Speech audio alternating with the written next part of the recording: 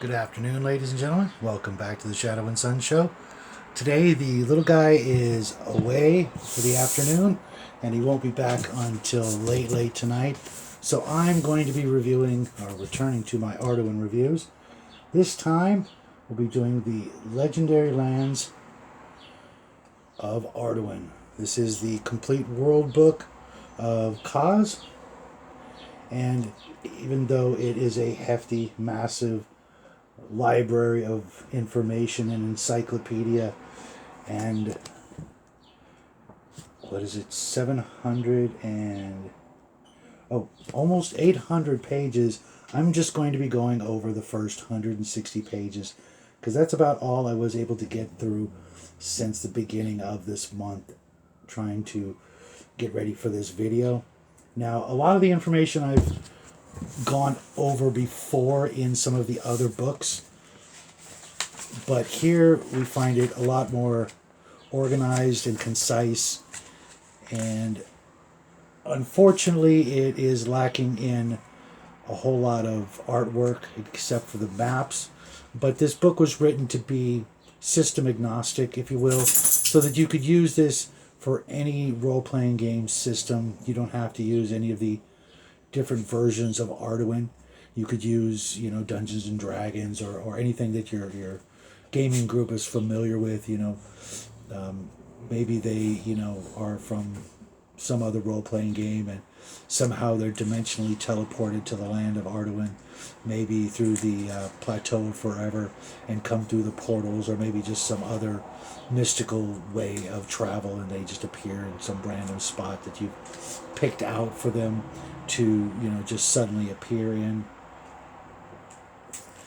And as always, I'm just gonna basically go through the table of contents until I get to the part that I had to stop reading, and then I'll finish up this review over the month, probably hitting about 150 to 200 pages per segment video. Again, they'll always be done on Fridays for you guys, so that you have something to look forward to over the weekend. And if you already have this book, that's absolutely great. But if you do not have this book, I absolutely recommend you go over to Emperor's Choice and grab it, along with anything else you may find that, sparks your interest, because they have so many fantastic books to offer for the, fans of Arduin. And especially those of you who've never read any Arduin, there are a whole lot of books you could get, but this one right here will tell you everything you need to know about the place, the lands of Arduin, all of the different locations. There are hundreds of maps in this book, or at least just over 100 maps, is from what I remember from the back cover. But with all that said, let's jump right in and start with I'm going to pass over the introduction, organization of the book, what you need. Obviously, you need two good working eyes, maybe one if that's all you got. And, whatever game system you plan on using, your dice, your pencils, your paper. And hopefully you'll be using miniatures, and hopefully Emperor's Choice will be, again, pumping out those fantastic miniatures that I am absolutely so fond of painting and using in my gaming world, and of course collecting, because, I'm,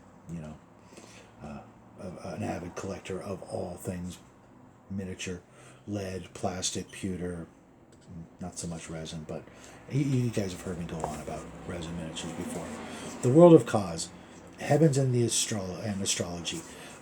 This section tells you of the constellations that you'll see over Arduin, depending on the time of year and depending on the location you're in. It's actually kind of a fun chapter. I actually had a lot more fun reading this book than I initially anticipated. I was, I'm not going to lie, a little not looking forward to rereading a lot of information that I'd read before. Plus, the book is heavy as hell, and I like to read laying down, so it was like kind of hard to hold it up. Not that I'm weak or anything, but after a half hour of holding the book steady in place, it gets a little uncomfortable. But I actually enjoyed reading this more than I thought, and I'm sure you guys, especially if you've never read much of Arduin, you'll absolutely enjoy everything you read. Then they go into the 7 continents, and later on in the book, they're all mapped out, giving you all kinds of details on all the different, things you'll find and interesting locations, as well as the people that live there. And later on, I'll go into the people because there are 30 different races that make their home on Arduin. Then, of course, the great oceans, which, I'm a huge nautical fan, love nautical adventures, pirates and sailing and exploring.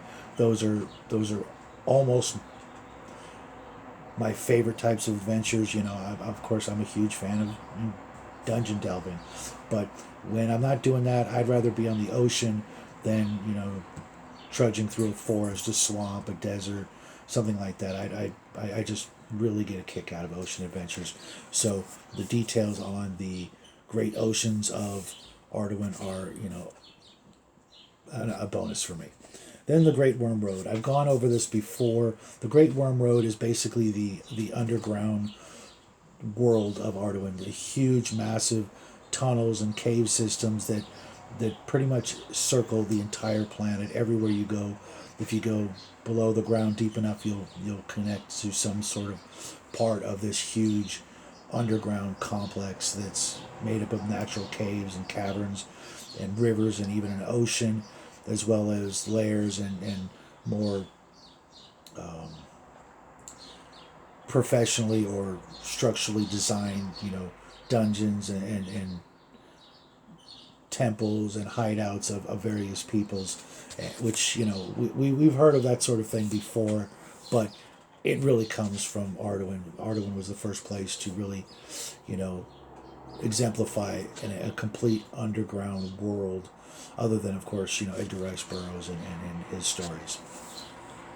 Then the Nexus and Nexus Gates, the Plateau of Forever, I've just talked about it just a moment ago, is where a lot of people come to Arduin. It's a huge plateau with multiple gates in a huge circle, kind of like a Stonehenge arrangement, where people come from other worlds, and once they get there, they can fill out their paperwork and get their passport and that sort of thing, and pay the fees to enter Arduin and that sort of thing, which I find the bureaucracy of that sort of a setting kind of humorous. You gotta pay your fee to come to Arduin, like it's an amusement park.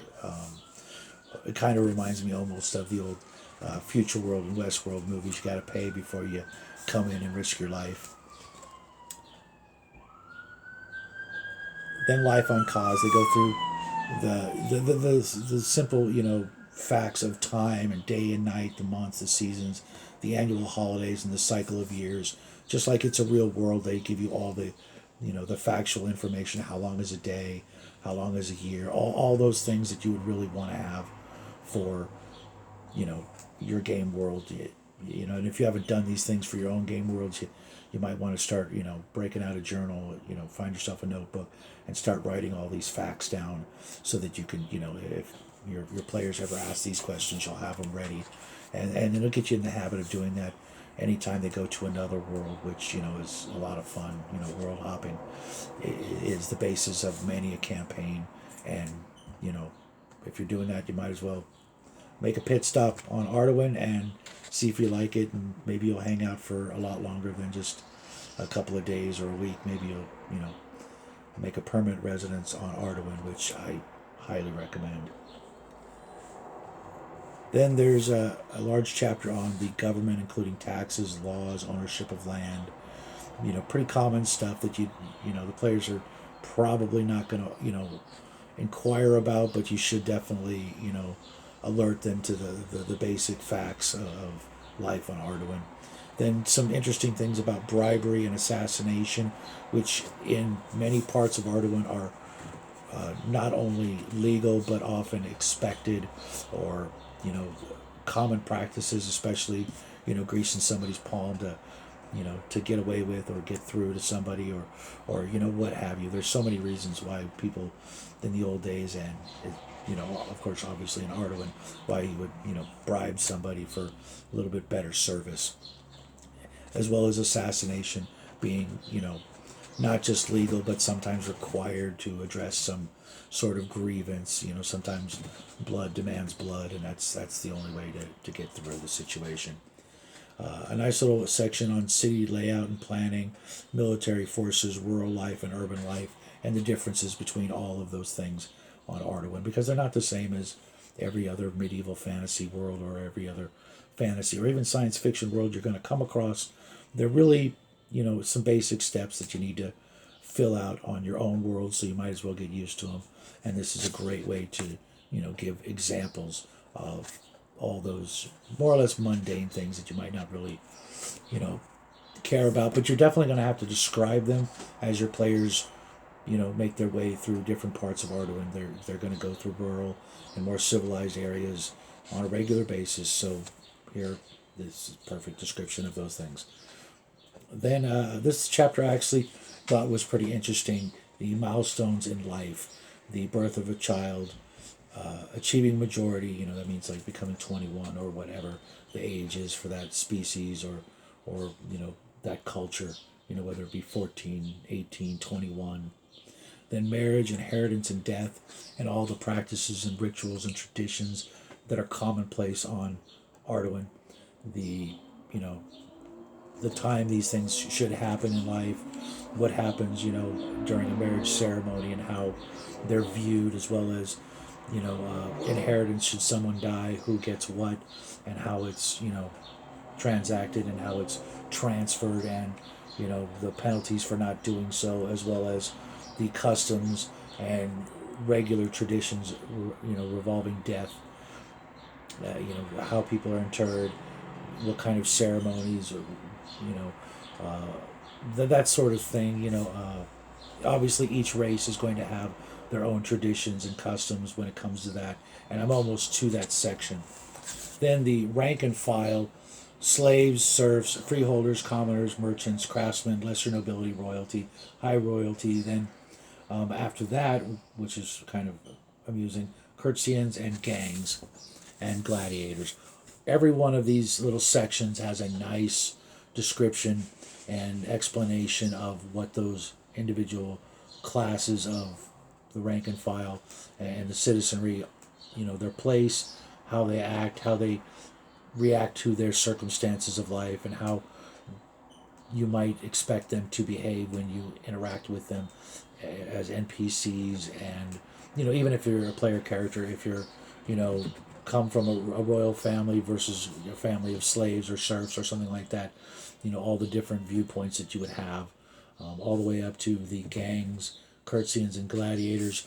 More or less three separate guilds or types of guilds that are real prevalent in the world of Arduin.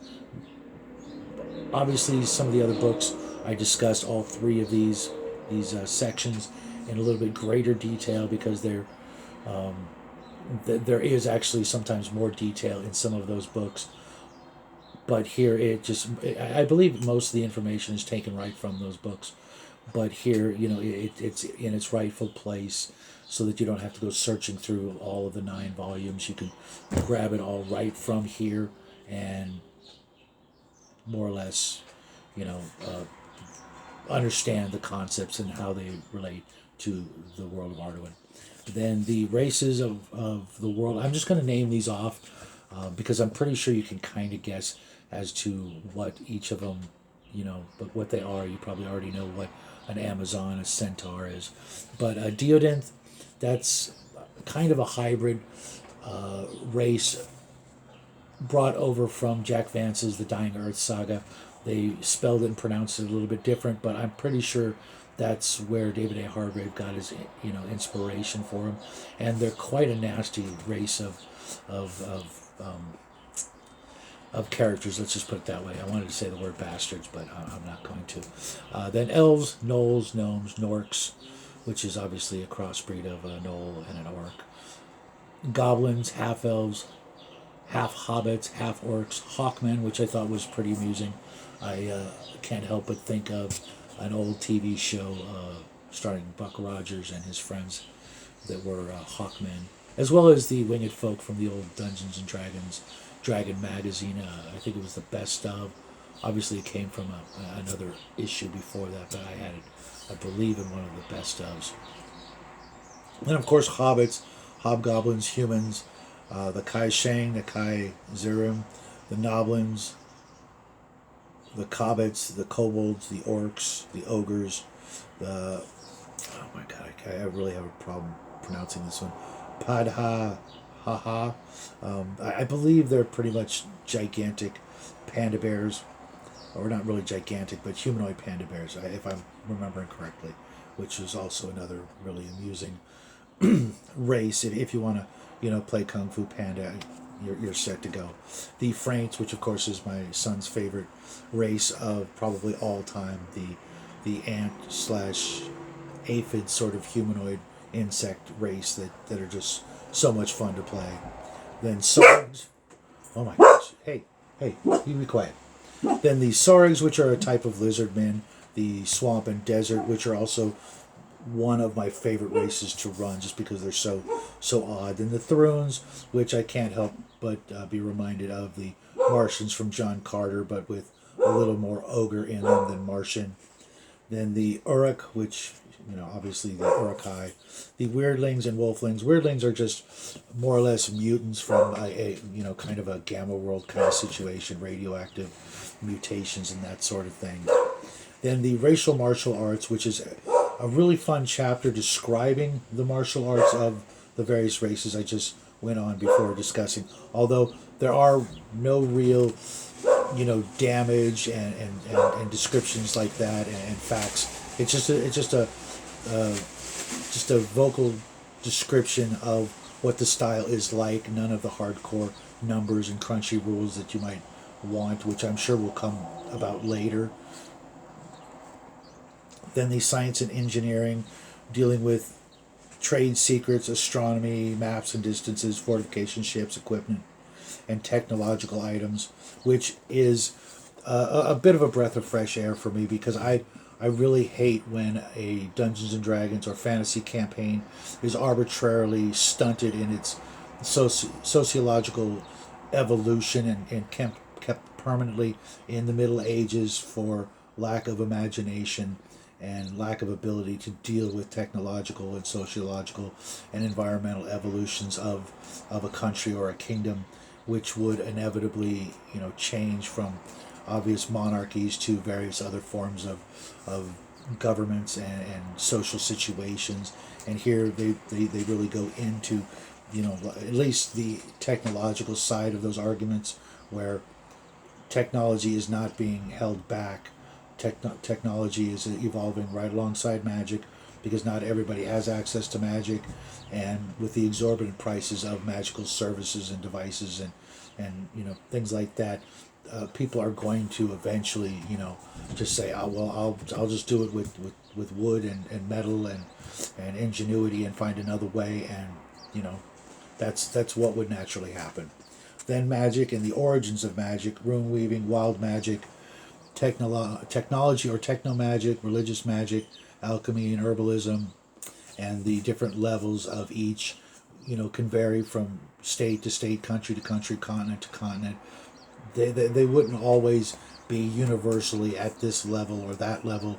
Everywhere you go in a good fleshed out campaign world would have different levels of all, kind of like Traveler's technological level rules. If you go here, everything is at this level, and this level is equal to more or less an Earth equivalent in a time zone, in a historical context. Everything here is the Middle Ages, but everything here is the Industrial Revolution, that sort of thing. Then the colleges of magic, overview, recruitment, membership, edifice, politics, and colleges and organization. And this is less organized than some other games for the moment where, everybody's a necromancer in this college and everybody's a this and that college. That's strictly up for the dungeon master or game master to decide what this college specializes in and what their, particular rules for membership and all those little gritty details.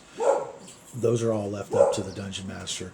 Maybe they'll be fleshed out later on in another book when Emperor's Choice gets to that, or maybe they're just going to leave it up to you. You have this particular guild in this particular area, and it's got these, rules, regulations, and their wizards are, from this level to that level. Then all the other guilds you can imagine in a fantasy world, from the Cobbler's Guild to the Techno's Guild to the Wizard's Guild. There's pretty much a guild for every possible, facet of, construction or art or politics or what have you. There's just probably, tens of thousands of guilds strewn all over the world of Arduin. And then once again, they delve into the secret societies, the definition, status, groups worldwide in scope.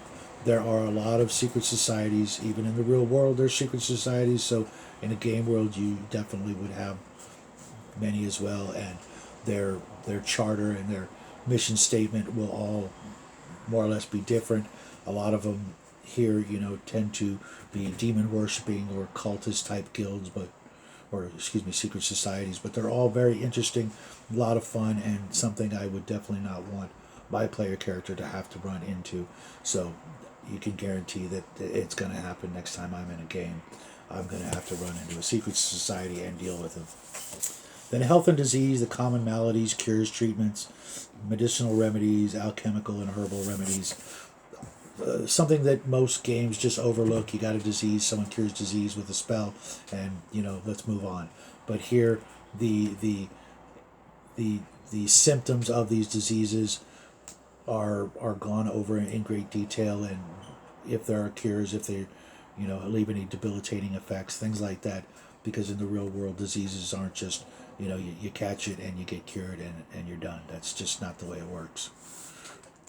Then economics and commerce, there's a huge, lengthy section. It's not really that lengthy, I guess. It's only about 8 to 10 pages, dealing with work and rest, slavery, food and agriculture, cloth and garments, travel, trade, caravans, trading companies, which I thought was interesting that there are actual trading companies that, that do trade over large distances, and it's not just stuck in one town or one city, and it's just sort of a confined little organization, where instead they're more organized, more advanced, and they will some of them are nationwide to worldwide.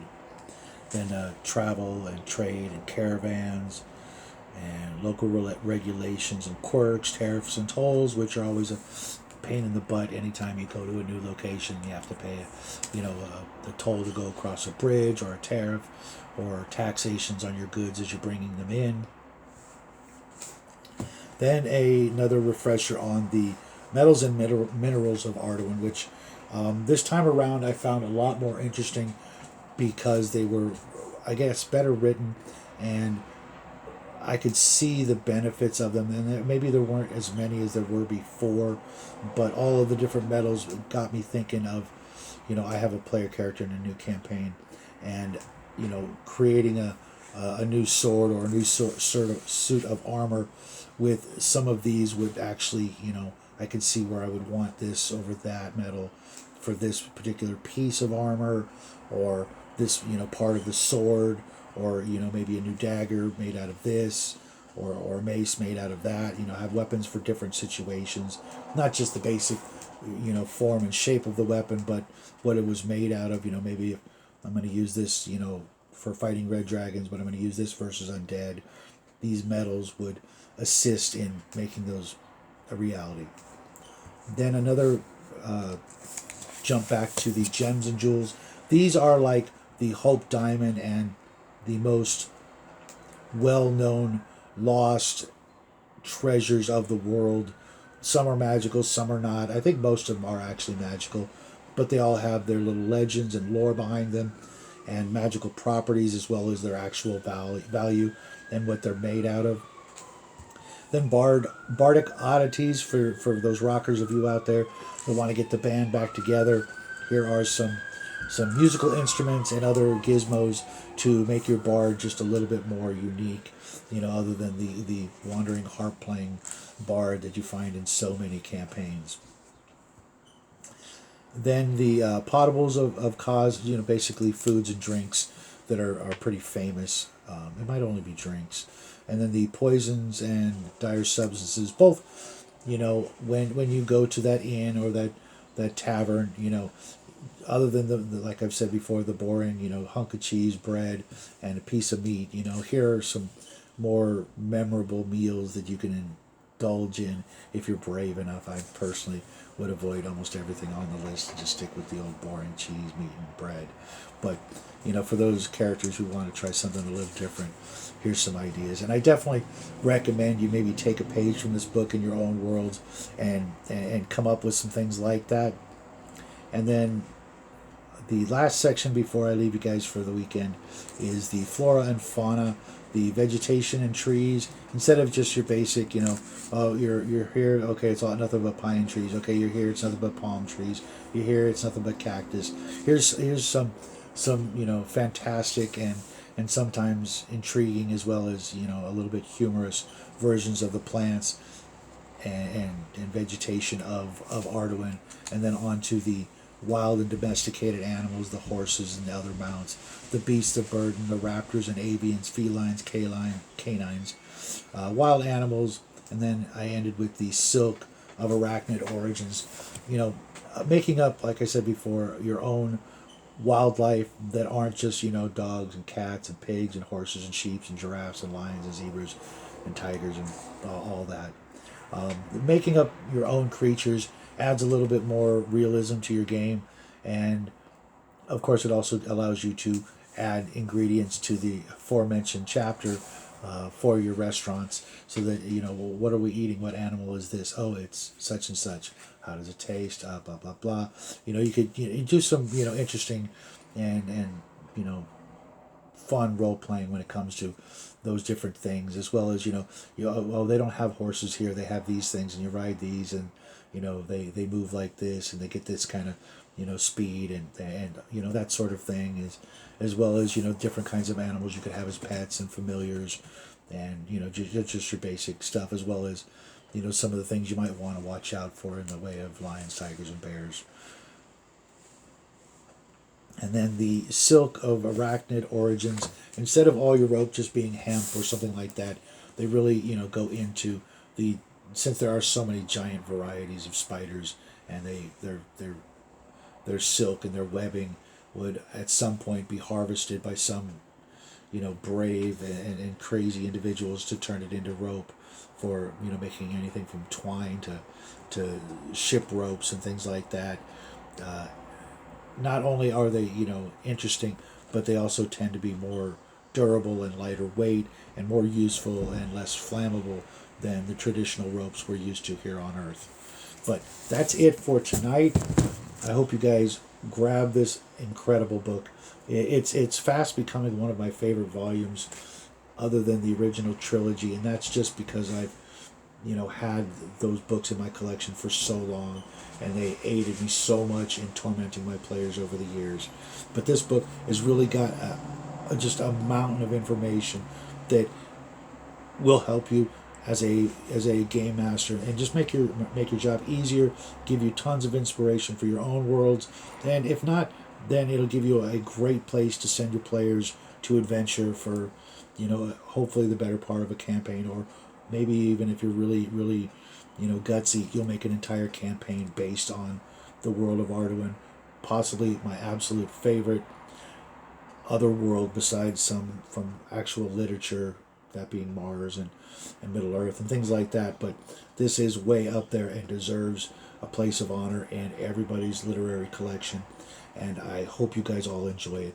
And then I hope you guys will join us all tonight over at 10 Cars Tavern at about 5 o'clock avocado time, and then after that I will be going over to Max's Legion of Myth and hanging out there until the wee hours of the morning, since the little guy's away, and all my good friends are going to be there tonight. I hope to see you guys all there, and until then, have a great weekend. Give your mom a big hug for us. Happy Mother's Day, everybody. We love you. Good night.